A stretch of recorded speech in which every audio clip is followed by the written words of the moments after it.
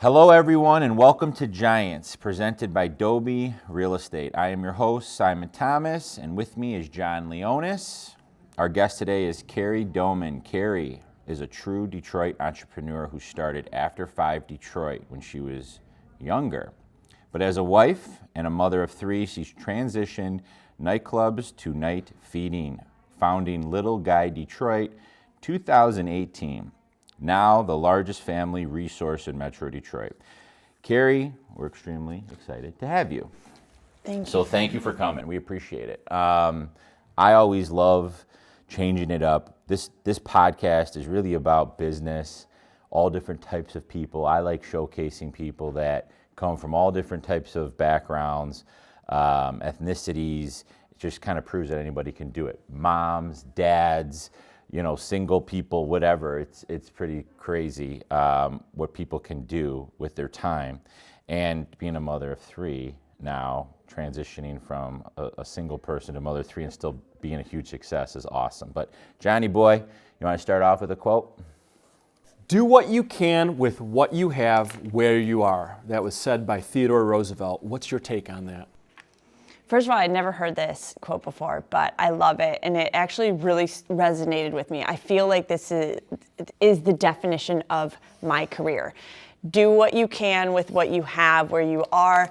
I started After 5 Detroit when I was a young entrepreneur, but young professional. And After 5 Detroit, is no longer around. It was a casualty of COVID, but it was a perfect segue to Little Guy Detroit.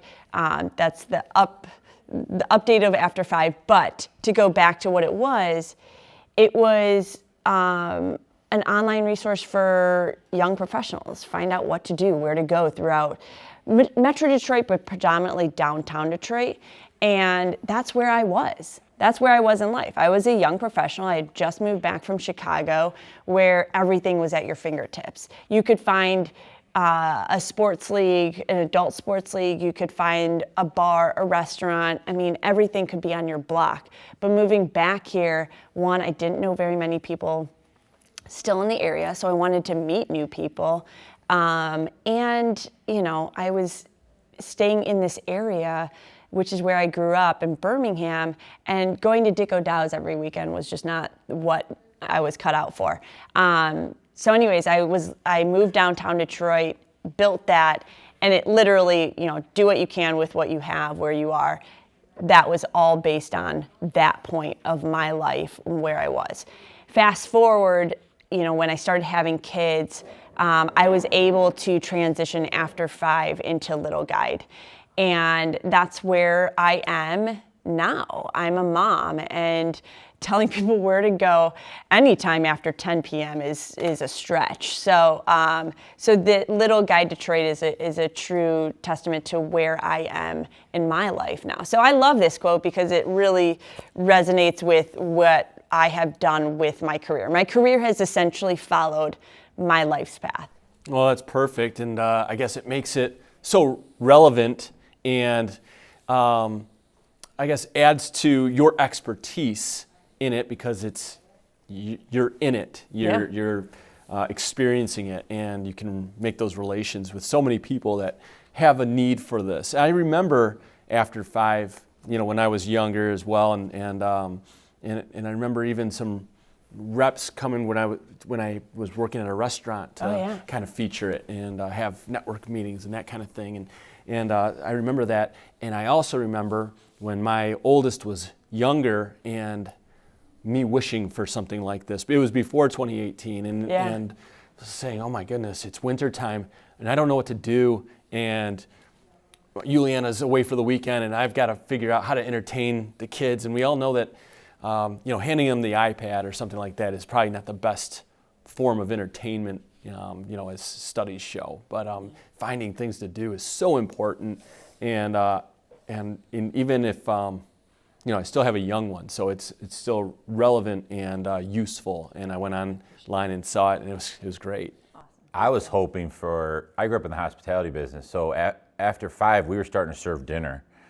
and we were going to work. I was waiting for like the after 2 a.m. when we got Yeah. off of work, Yeah. like what to do. We were all hyped up, so I was hoping you were gonna come out with that, but you never did. No, I think that everyone asked the next iteration, and it's been proposed before 5. Before, yeah. Now That's it's where we're before going 5. in life, Exactly. sadly. So you mentioned being born and raised here. You're born in Birmingham, right? Give us a little background of your family. What did your parents do? What was it like growing up in Birmingham? Yeah, I think it's a great place to start because I was raised by 2 very hardworking parents, and certainly not to discount my dad, who obviously was very successful and hardworking, but my mom was equally successful and hardworking. And that to me, as now a working mom, trying to build my own success, that's something I always look to and value. And I try to teach that to my kids. I work hard so that I said that in the car this morning. I work hard and I go to work so that you have these nice things, everything that you need in life. And I draw a lot on the success that my mom had, and that has probably been one of the most influential things in my life. She was a badass, and so was my dad, and we were raised. I have 2 brothers. I'm the middle. I have an older brother, and then a younger brother, and yeah, we were raised with high expectations, and they were leading the way not only in their career, but then leading the way by example in our life, in our family life too. It's funny because you mentioned like you grew up with a mom working. Yeah. I was the opposite growing up. Like we were a very traditional ethnic family. The mom stays home and takes care of everything. And I pictured myself that way growing up. I'm like, my wife will stay home and work take care of the house and the kids. And now my wife loves what she does. So when we got married, she's in real estate. It was kind of like, what would you like to do? And it's like, well, I love work. Yeah. And I didn't know how that dynamic was going to be. And I'll tell you what, I thank God every day that she loves going to work, and she goes, it's awesome for the kids. It's awesome for me and her. Because she now has her thing. When we get home, it's not like, it's your turn now. It's like, well, I just grinded for 12 hours. Not that they're passing off these kids like they're a item, right? And it's like, we come home and we're both excited to be home. Our kids are excited to see us. They've taken direction from other people. I never thought I'd have a nanny. That's just not who we were. But I mean, growing up, how you said it was important, and you made a lot of great comments there. But how much did that influence you with being an entrepreneur, watching your mother? Hugely. Like I said, it's probably, I probably haven't ever said that out loud, but it's likely one of the most, if not the most influential aspects of my life. That's if awesome. I'm being honest, I draw on that a lot. Man, I'm getting emotional already. Yeah. My mom's awesome, but she was a plant manager for Ford Motor Company when women were not plant managers, among other things. And I think just knowing that, and she was big on, you don't really know when you're growing up what they do, or now I look at it and you're like, I saw one of my brother's very good friends, and he was like a brother to me because he was over all the time, his dad, and he's like, well, I'm still at Honeyman. And I was like, I didn't know what you did back then. We don't know what our parents' friends or our friends' parents did. But I always knew she worked, and I knew she got up and came home. And I think one of the greatest gifts I have now, I'm like, this is such a success. Your ethnic background will cringe at this comment, but my greatest success is I have made pancake night a big night. That's a celebration. Breakfast for dinner. That's breakfast for awesome. dinner. I love And that breakfast was for my dinner. mom's thing, and she made it a big we are having breakfast for dinner. I love and it. I was like, and now looking back, I was like, oh, that's because she came home tired as shit and didn't want to be doing. And I was like, this is great. My kids are like, because Severo my husband is the chef in our family, and very good at it, and he enjoys it. And so when he's at work late or golfing or whatever, he has something later, the kids are always like, it's pancake night. I was like, I've won. But really that's what, like, those are the things that you remember. But I can distinctly remember some pivotal and like key moments, some bad I remember with her and like a boss that like just was not a good fit. Like I remember that just as much as I remember, unfortunately there was a huge incident at the plant one time, and she had to go stay there and stay overnight for multiple nights and deal with the press. And you know, when you're younger, that was just impressionable. Yeah, that's awesome.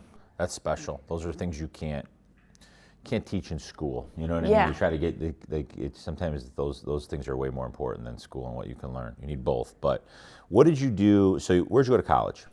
I went to Denison University in Ohio. It's a small liberal arts school. I played soccer all the way through there. Oh, you did? That was I didn't know that. You're a soccer player. That's awesome. So that was a huge reason I chose Denison. I looked all around, got recruited all over from D1 to D3, and actually ended up choosing Denison. It was small, quaint. That's my personality. I love that rather than a big university. I don't think that would have been a good fit for me. Wanted to go abroad. That was important. So there were many factors, and ended up loving it. And played all 4 years. So this changes things, sports. I didn't realize you were an athlete like that. So how much did sports play into your career? Like, does it, like that mentality? I love talking to athletes and that are entrepreneurs, because there's a lot of synergy. Oh, 100%. I would hire a college athlete any day of the week. That's awesome.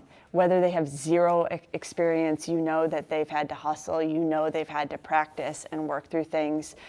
My time playing sports and learning from that, and just the perseverance that you have to go through, and the life lessons, right? I was just talking to a friend of mine. Her niece is a freshman at Notre Dame on the volleyball team. And I literally could remember it like it was yesterday. You go from the top of your game in high school, you get recruited, you go, and then you're at the bottom of the list. And you have to work your way up. And you're also competing in college. It's like, these women, they're women now. They're 3 or 4 years older than you. And you know, it's like men, women, our bodies change. They're bigger, they're stronger. And it just took me back, that conversation. She's like, oh, that's exactly what she's going through. And I was like, yeah, that's a life lesson. You have to learn from, you go for the peak down, and you got to build back up. And those coaches, like, my kids are, same age as yours, as you know, but we're on, my son, Simon, he's on a football team. His first week this year, they got buried, they got killed. And it's like, to me, like, I'm looking at that and I'm like, this is good. Instead of like, oh my God, this is going to hurt him. Like, when he got done, his head was down. I'm like, listen, dude, what did you learn from this? Like, you gotta practice, you gotta get ready, you gotta get prepared. The coach is an unbelievable coach, but he's a coach of a couple things. His response was the best. Guys, we're gonna get here an hour early next week. We're gonna run some plays. We're gonna just kind of get you guys situated because we were not prepared. And it's like, that's the message. Because it's so simple. You're like, you either get it or you don't. Like, what are they going to learn from it? You're going to learn you're going to lose. And sometimes, I don't know if we can swear on this. I have a bad you can potty swear. You're going to get your ass handed to you. Yeah. And you better figure out how to deal with that. Yeah. Like, that's what you learn. Like, we're raising, I'm like, I can go on a tangent of like we need more of that. Yeah. Kerry, I can tell you're still competitive. And no. How did just kidding? When you started After 5 Detroit and Little Guy Detroit, how you're competitive. How does that relate to what you're building here? What you've built in the past? I mean, do you have a direct competitor that you personally know? Is there a competitive website? Does it not matter? Is it just competing with yourself? How about competition in business? I look at everything, and when we were first starting, I would take anything that was similar, and I'd have every month, I'd have their numbers, our numbers, and social media is a vain number, right? You can see that, and we always say that in sales pitch, and someone asked me yesterday, how does social media perform? I was like, well, I get you're asking me this, but you can go on. line and you can look for yourself, right? Like it's all in our media kit, but like you can go on in and see, and that's the beauty is like you can see how you're doing against your competitors. You can see what they're doing and how it's performing. You can even try to mimic it and it not perform well. So, but regardless, like I will say that I was given the gift of a competitive spirit, and that has, I mean, as you know, some days that's the only thing driving me through. Right. Is like I refuse to fail. I will not fucking fail. Yeah, no, it's you need to have it. Do you believe people can? Do you believe like anybody can get that over time? Like you can read books and get smarter, right? Yeah. But like, is that something that you could eventually work on and have? I think that, and here's what I'm doing with my kids. I think you can work on having a strong work ethic. That I believe you can change. But the killer instinct, if I was looking at my kids, I would tell you genetics is like, maybe not. They may prove me wrong, right? But like I could probably pinpoint, like you can look at your kids and be like, he's gonna be great at this. He's going to be great at this, and she's going to take over the world. Yeah. But I don't know. That's my personal opinion. I would love, prove me wrong. That's, anyone that hears that's like, fuck you. They have it. Well, then you already have it. Yeah. And so I think that's a lot of it is genetics, where it's just like it's in you. But you can always choose to work hard, and that is exactly what I teach my kids. And you know what the sad truth is that there just aren't a lot of people that want to work hard, that hard. And that's the real sad truth, is that if you really want to work hard, you can do anything. Yeah. Whether you have that competitive spirit or not, or like that just fire. Yeah. If you work hard, you're going to do fine in life. Yeah, it's a major concern of mine. You hear it all the time, like where have all the leaders gone, right? Like you hear that all, and it's like they're just becoming, there's more and more people, but less and less leaders. That's why I like this that's where this podcast kind of came from, was because everybody's always doing podcasts. Like you see it all over, the internet, where you have like all the same people. Like you have like Tom Brady and like all the same people getting interviewed. What about the mom who's a leader, who's killing it here locally, right? And that's the message. But like, you're a leader, you're a competitor, where are those people? And I think there's a lot of people that think, well, I don't have that, so I can't be successful. I don't have the killer instinct, so I can't be successful. In your opinion, if they don't have the killer instinct, can they be successful?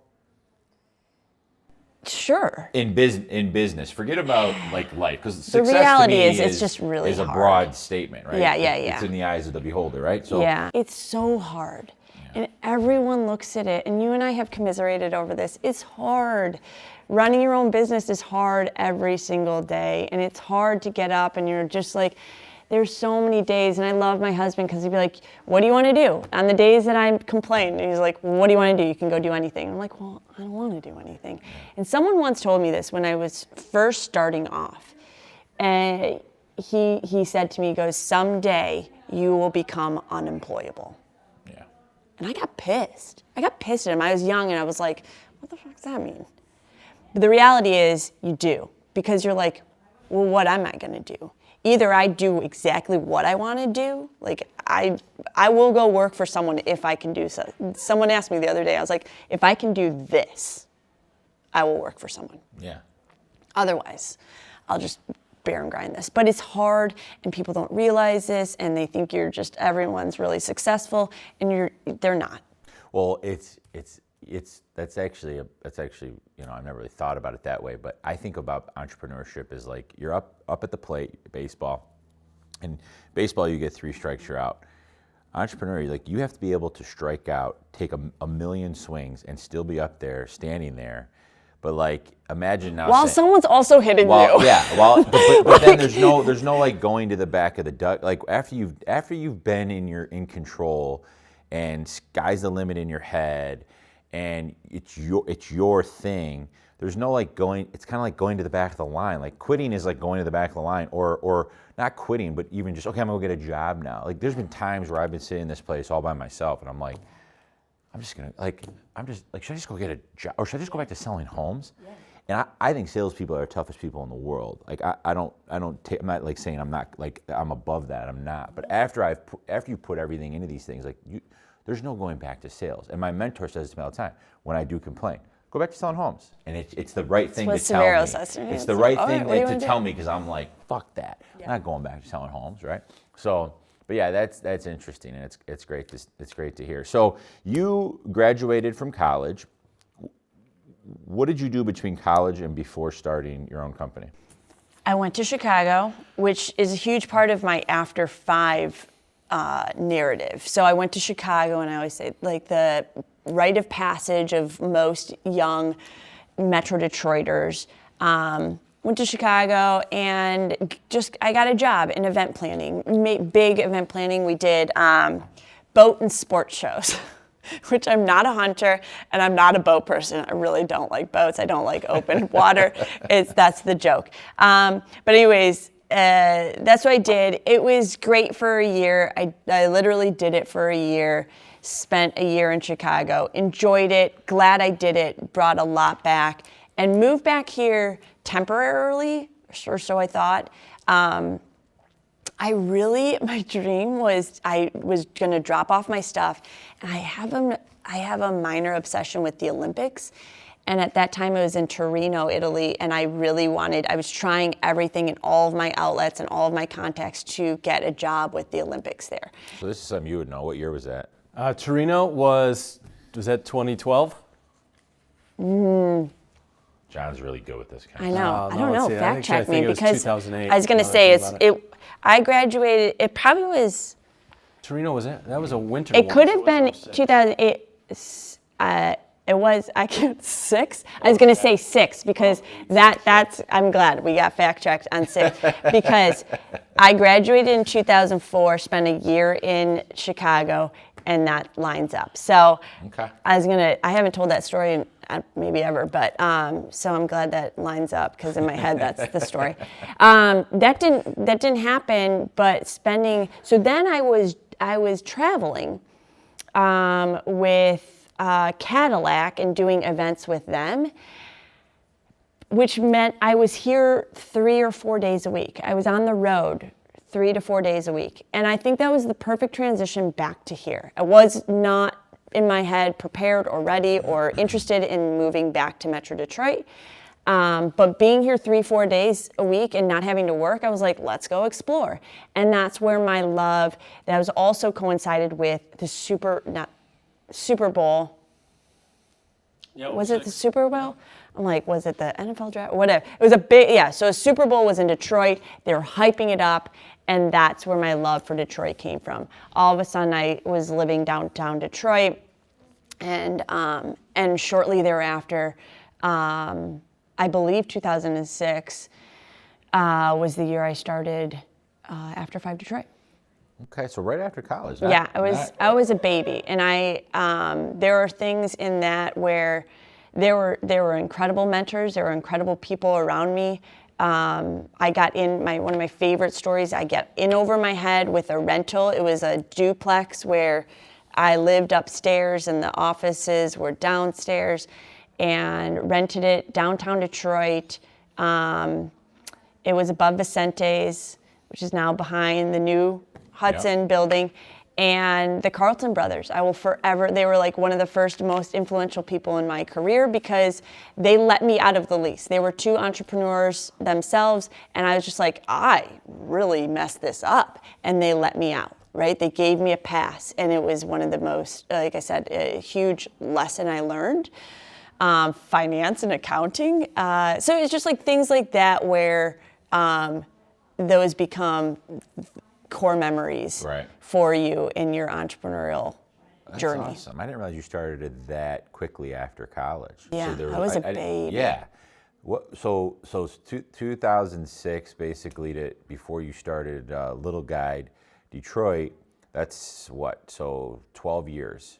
Give us that roller coaster of a ride. It could have been 2008. I don't even know. It's like your kids wait when they're born. I'm like, I don't know. Someone was telling me the other day she was born at 7 o'clock in the morning. I was like, it's gone. That roller coaster, it was a ride, man. It was fun. It was fun because I always had the drive and the expectation, but like I was also single and didn't have any dependents and had a cheap rent downtown Detroit. And I really enjoyed it. And it was the perfect timing. I just like hit it at the perfect timing where Detroit was seeing this resurgence of, there was such an activity and energy surrounding the Super Bowl that then all of these companies and, Kilpatrick was trying to get so many companies to move downtown, and he was successful with getting a lot of companies to move downtown. But with that meant they needed to get talent to come downtown to work for them. Right. So it was just like this perfect bubble that then people were coming downtown to work every day, and at 5:01, they would much rather sit in 2 hours of traffic on 75 North than like venture out of their, their office or the bubble. So that after 5, it really took off there, and then we actually also created a couple of spin-offs. One was called Connect After 5, and that really came about. Mark Petroff, another influential man in my career, he moved his company, One Magnify, downtown. And in that, he was like, well, what do we do? I need to engage I need to make it exciting for them to come down.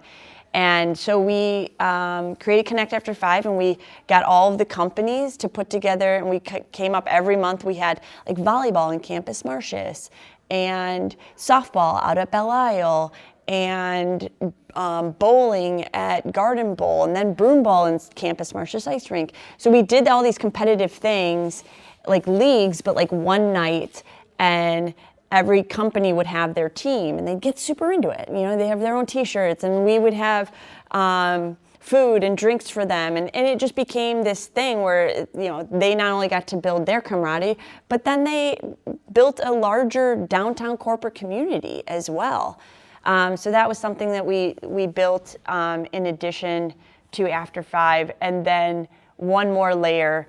A couple years later, I remember it clear as day. We were in a meeting with DTE talking about Connect After 5, trying to get their company involved in that. And someone said, what do we do with our interns? We have a ton of interns coming. What do we do with them? And I was like, what to do with them, meaning like? They're coming this summer. This is a major demographic for us. This is hopefully we're building our pipeline of next generation of our employee work base. We're recruiting. We're trying to get the top talent. We're competing against everyone else. Chicago, as I said, the rite of passage. That's why it's a huge part of that narrative. How do we make this summer so fun for them that they're like, yes, I will take this job? Because these companies are pouring time, money, resources into training them in the summer, that if they lose them, they have to start all over again with a new crop of new hires. So it was to their advantage to make it a fun summer for them, to try to sell them. Yeah. Because Detroit was still working on that narrative. They were still working on the revitalization. It needs to be said, and that's something that I didn't realize, is you were really an integral part of the story of what Detroit has become from 2006 to today.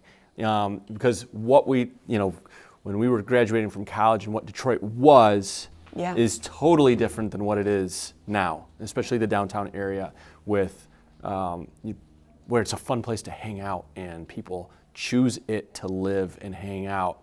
I mean, that's an incredible story in its own right, but I guess I didn't realize how integral the social aspect and what you brought to the table, after work hours. Also, think about that quote, right?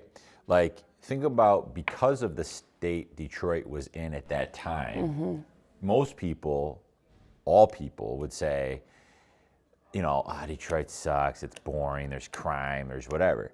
But if you're in Chicago, that opportunity, your opportunity, what you've created might not exist. That's where like, if you, it's like, where you do what you can with what you have, right? Here's Detroit. It needs something like what you've created, right? There's the opportunity, and it's really cool to see because like we graduated from college, I want to say 05, 06, right? Everybody, and that was right when the bottom started falling out, right? Everybody, I'm going to Chicago.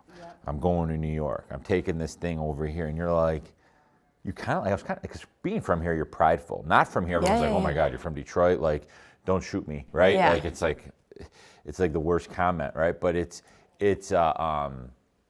I remember feeling very, this is kind of weird to say this, but like lonely. I remember being like, all my boys left. And I'm like, because I'm like, do I have to leave to make money? Do I have to, I worked for my family, but I never got paid a lot of money to do that. It was just the experience. It was the whole part of the process, right? But you don't know that at 21. I'm graduating from college. Here we go. I'm going to take on the world. But then there's no jobs. There's nothing. Where you created an opportunity for yourself and many other people. That opportunity might not be there in any other city other cities, but the big cities. They didn't have to work at it like we did. We had to cultivate that culture. We had to create that culture. And to your point, and I appreciate that very much, I was heavily rewarded, right? I was heavily rewarded in that not only did this small little idea, and I was like, I don't know. In that meeting, I looked at her and I said, I don't know, but I will figure it out. And that's where we created our intern program. And we built the only intern, we called it After 5 intern program, which then created, it molded into the Detroit intern experience. And we were, it was the perfect time. Like everything just lined up. And because of it, awards, accolades, all of those things, it's all nice. And I received some of the most amazing awards that I, will forever hold, close to my heart. One of the most, Dave Bing Future Leader Award. And I think one of the greatest part of that is that I can walk up to Dave Bing and he knows who I am, and I think that's cool, right? It's like, cool. And I was the first recipient of that award in his name. And so I think that holds something special, at least to me, and he's kind enough to let me think it holds something special to him. It should for everyone, watching that values what Detroit has become over the last 10, 15 years. That's incredible.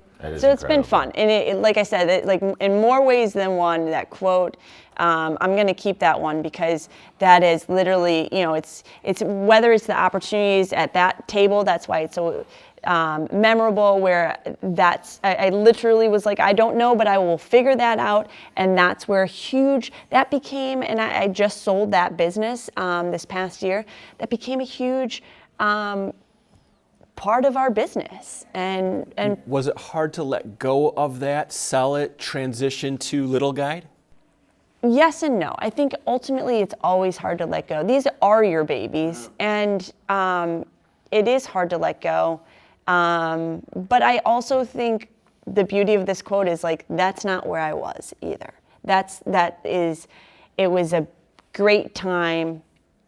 I am hoping that the new owners, they can take it and run with it, give it new life and new blood, new life, new excitement, new opportunities. And but for me, the beauty of all of those things is one, they allowed me to self-fund the growth of Little Guide, but they've also just like served a purpose throughout this is a long trajectory, as you asked, like the 12-year span, but I mean, that's kind of it wrapped up, and it has led. So you sold here. After 5?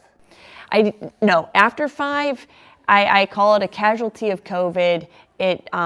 Whereas I sold the intern experience, the Detroit intern experience. After 5 in COVID, and it was the perfect time. I was done with After 5, but I didn't it felt like a failure to just close it. Of course. And at the time in COVID where everything closed, it was the demise of After 5, but I let it be. And that's a huge thing for me to like, whether you use it as an excuse or not, it was the perfect cover for me for that to close, because COVID on the flip grew Little Guide exponentially. Right. Little Guide was there and it had already built a reputation and had already been going for a couple years. You were running both for a minute. Simultaneously, Yeah. yes. And Little Guide was to the point where it really did need my sole attention. And so where COVID was hurt, the bars and restaurants and everything, the content for after 5, the parents were like, what do I do with these children? Get me out of this house. I had twin 2-year-olds. I remember we were sitting at home looking at each other like, Exactly. what do we do right now? And that's when Little Guide Yeah. skyrocketed. Yeah. And another opportunity, Yeah. right? From a very weird time. That's awesome. I remember, I will never forget, everyone's watching the news, looking at everything, and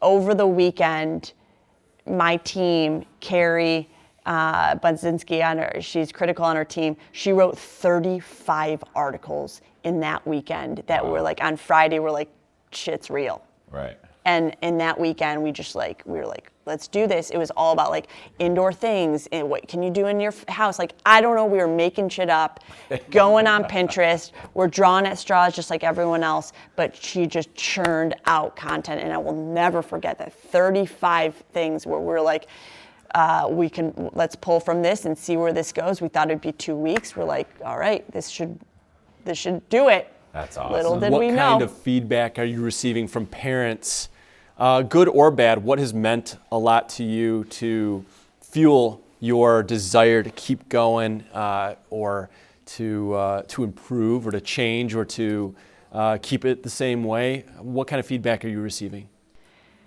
Yeah, I mean, you say good or bad. The beauty with what we do is like, there's no real bad. It's like people can give us feedback, but they're parents like us, and I think we try to keep it very real of like, hey, and I'm very real. This is not an advice column. This is not an advice.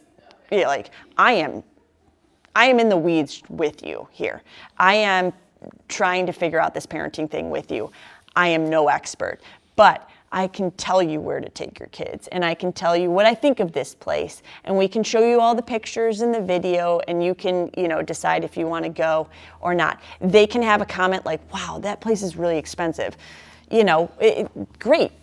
That place is tagged. Hopefully they see that, and they decide if that's the feedback they want to take or not. So that's fun, right? It's not like no one's throwing daggers at us, thankfully. But because it's just like family content, right? And so the beauty is that everyone's so grateful for us, and that's always so nice to hear when people are like, I love your site. That will never get old to me. That never, like, I feel so grateful for every single person. And I also think I get in a little silo, we all kind of do, where we sit behind these screens, phone or computer screens, and we forget that hundreds of thousands of people are looking at our site each and every day and month. We're like, oh, right, there are real people looking at this, right? It's like you look at the numbers every week, every month, and you just forget that those are real people, and you're helping them, hopefully helping them a lot, and make these memories with their kids. So, yeah. That's interesting because the old school way, like again, hospitality, we did weddings. So we saw these people. You'd actually be there and you'd see 1,000 people dancing, right? Yeah. And you're like, they're having a blast. We're making an impact. Where you're doing the same thing, but behind a screen, and you don't know, sometimes you don't technically see it, right? Besides a number. So when you measure so I remember growing up, probably in college, I want to start a website. That's what people used to say, right? Then I went to the app phase, right? I want to start an app and sell it for $1 billion. And, I think people think like they can just come up with this idea, start a website, and here we go. How much of your business being a website, how much of your business is like, I think, and this is like kind of more of a message for whoever wants to start their own business.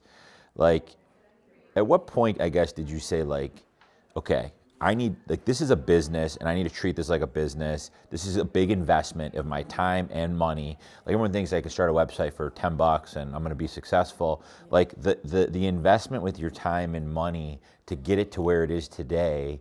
I mean, how I guess how important is that for the next gen to understand that it's you said it's not easy, but like what kind of investment in time did that in money and time was that? I mean, not a dollar amount, but yeah, no, I'm just so grateful. I don't even know if you can put a dollar amount on it. I'm so grateful that it started, all of this led up. I say After 5 was my MBA, and Little Guide is where I can just put it all to good use. Right. I learned so much, and I'm still learning, let's be honest. But I'm so grateful that I started when I was 23, 24, didn't have kids, sit at the office eating out of the vending machine for dinner. Right. Like, who cares, right? Like, it didn't matter if I made $20,000 or $200,000 so long as I paid my rent, right? Like, it was those stresses of, I didn't have the mass amount of stress that I put on myself now for revenues and everything. I just was like, let's survive this. Let's just see how this goes. And that's, a dumbed down version of the more competitive side of what I was really saying in my head. But let's try this and let's work hard at it and see. But I think I give people a lot of credit when they start older and they have kids and families and responsibilities and mortgages and all the things that we have now. I'm grateful that I'm far more established and can build that while, can continue to build on what I've already built while having those, because that I think is crippling. It just like having those responsibilities would be, ultimately, it was so hard, and I had zero, I had rent. right. And when in doubt, could go home for a meal if I needed to. Yeah. So I think there are things that just lined up perfectly, and I'll be forever grateful for, because I think otherwise it would have, you would succumb to the fact that they're just you're not making any money. You're not going to make money for a long time. And you're not the anomaly. You're not Mark Zuckerberg. And if you are, great. But please go into everything thinking you will never be. Right. Because, 20 years into this, not really, I'm really aging myself, but maybe, I don't know. A lot of years into this, it's still a hustle. Yeah. It's nice. It's a nice payoff. Yes, I live a nice life, but I mean, am I, have I made it in my mind? No. You're always going to hustle. That's why you've been doing it for so long and doing so great. I think about, I started a business, my twins were 3 weeks old, and I jumped ship from making really good money as a salesperson to signing a lease here, doing the build out, putting your life savings into it, borrowing a bunch of money. And I was like, oh shit. And then I give you a lot of credit. And I have a brother who did very, very well in business. And, I have two brothers who do really, really well in business. And I'm fortunate to see both of them do what they've done. It's been a big thing for me. But one brother he built majority of his business without a family. And I remember him sleeping at his office. 100%. And that's how I always pictured when I started this place. But now I have two little ones at home, a wife, and you're like, I could sleep here. I could stay here nonstop. But then you're like, I'll never see my kids. I got to put them to bed. I'm not going to be the dad that they don't know me. And we talk about it all the time. It's a totally different dynamic with, you know what it is? You just have to, you kind of go more in debt because you don't have the time. You need people, right? You need to hire more people to help you and borrow more and do whatever it takes because you can't sleep here. And if I could sleep here, I probably wouldn't have, I could do those things. But you're right. It's a really, really crazy thing. It's crazy. And I love hearing your story. What about the future? We've talked a lot about the past. We've talked about what it is right now. What do you foresee the challenges or the changes and where you might take Little Guide or transition it to something else? What's your vision? That is my greatest challenge right now, in my head, because we have done so well. We have hit the top of the market here. That is by no means that we don't have more work to do. By no means. There are things that I'm like, I want to do, I need to do, I should do with Little Guide as is here. But you can always look at the bigger picture, and I think that's what's keeping me up currently. Whereas, like, for sure, we have more work to do. We can raise our revenue. Like, there are so many things we can do here, and with the business as is. It's a great question, piggybacking off what we just came from. It's like, what do I have the capacity to do, and do I want to? That would entail me sleeping at the office again. That would entail me missing a lot of things with my family. I just got choked up. Like, the weight of that question weighs on us so much as entrepreneurs. You always think of it, and it's like crippling, and you just have to hold it on your shoulders and figure out, am I going to chip away at this, or am I going to take a big leap? How am I going to get there? How's it going to affect my current life?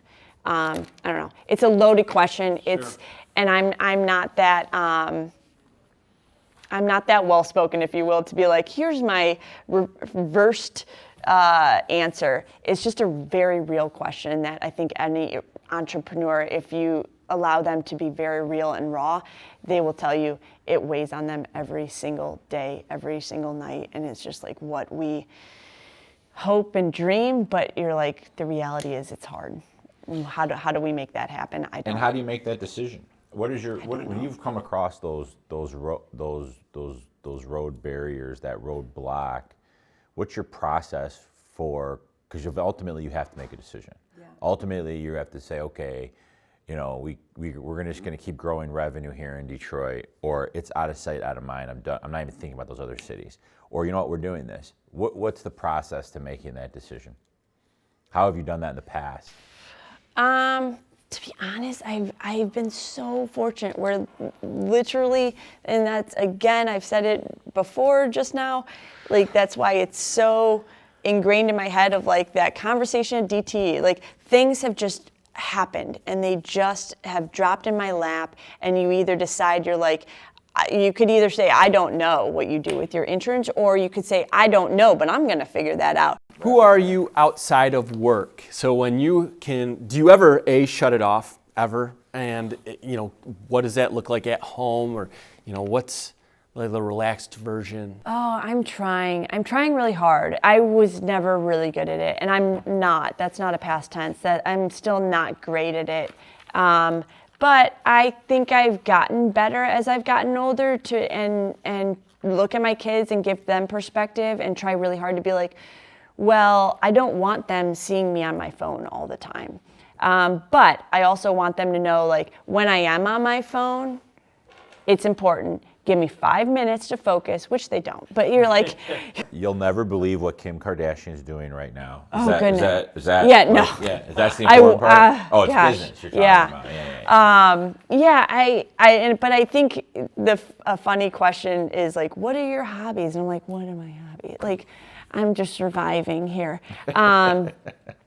But yeah, no, I'm trying to get better about, like, nothing's on fire. There's very little now that's on fire at work. We've had one instance that I can point to that I was like, shit, yeah, let's, and it was, it was something just out of respect for someone. 10 years ago, would they have been fires? But now they're yes, yeah. Where I'm like, like, but I think another beauty of what we do is that we can also set this precedent where it's like, hey, we run a family website. And so I think a lot of people, that gives us some grace, where these companies where I'm like, hey, I have a field trip with my son. And they're like, no worries, get it to me on Monday. And that happened. I had a call on Thursday afternoon, and I said, hey, I have a field trip tomorrow with my son. I will, if I get back, I will try. And I'm also more real, where I'm like, actually in my head, I'm like, if I get back, I'll get it back to you. But I'm like, I have a field trip. Monday, you'll have this in your inbox. And they're like, absolutely. They realize, I think it's like, we're all striving to be great parents. We're all striving to be present with our families. I think that was the old way of doing business. It was like, like, but I think there's so many pluses to the next gen, and we're always bashing the next gen of like work ethic. But the next gen is probably more accepting of the work. Hey, I'm with my son. I'll call you on Monday. Great, have a good time. Yeah. Where like my dad's gen would have been like, what do you mean? Get this shit to me right now. Like they were just hard-nosed business people, right? Like family last, right? So that's interesting. What legacy do you hope Little Guide will leave for families in Detroit? It's a loaded one.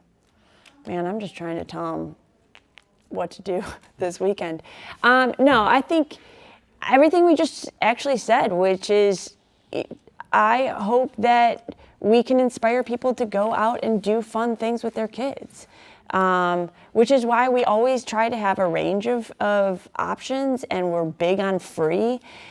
Because kids are expensive. They don't always have to yes, it's great to go to these activities and these specialized events.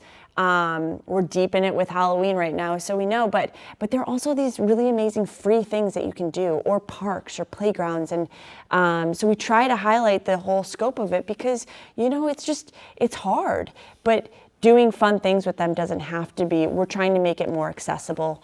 And, accessible in all areas where it's like, this is right down the street from you, or it's free, or whatever accessible means to you. We're trying to create that for your families. No, I did this a little out of order. I probably should have asked that question before, and who you are outside of work, because I think it transitions well into our last question that we always ask our guests. What is your death row meal? So what's Saverio cooking for you? It's Saverio's cooking. It is his palomino sauce. It's a fan favorite. We've all had it. I'm sure everyone's had it. I've had it on my doorstep before. Yes, your husband's a gem. He is. He'll text me, look at your doorstep, and there's a thing of sauce. Yep. Yeah. It's that sauce. It's their go-to. It's my favorite. It's everyone's favorite, and I think that has a little bit to do with why it's my favorite. It's his go-to, and it's just like our way of just like reaching out to our friends too. And I say our because he does it, but I'm like, I like to put my name on it too. But it's just like, it's his love language, and it's whether it's to friends or to me or our family or people that we have over. So chances are, if you've been to our house for dinner, or have had a baby or some loss of life or whatever, you've had it at our house or delivered on your doorstep, and that means something to us, to both of us, I think. That is special. Well, Kerry, thank you so much for your time. We appreciate you doing this. We know you're very busy with personal and business, and I always love hearing other people's stories, the process. I always talk about the process, hearing the 20-year. I'm looking at this, and I'm in awe with everybody we have on here. It's the number's 20 years, right? Yeah. Like, you start seeing 15 to 25 years. Like that's part of it. It also means we're getting older. No, it does. But you started young, and that's Yeah. See, I look at college, and I think, you'll never have a time like that again in your life, and everybody should experience that 4 years, right? Some people 7 or 8. How long did it take you to get out of college, right? But like this part of our lives, right? Like our 40s till our 60s, while we're growing with our kids, our business is growing, but you kind of like, I'm loving it. I mean, I think it's like, this is because like my first 6-7 years of business, I would never want to do that again, right? But like starting to catch a groove, you know what your family looks like. You're married, you get like, yes, there's a lot of challenges ahead, right? But you know how to handle things. You're maturing. It's exciting. But you hear this 20-year number, like it's important. And I love hearing your story. You're obviously your family and our families. We hang out. We're close. Your husband's a dear friend of mine. You guys are very special to us. But we wish you the best. We know you're going to keep doing it. And we appreciate your time today. So thank you. Honored to be here. Yeah. Thanks for asking me. Thanks so much, Kerry. Thank you.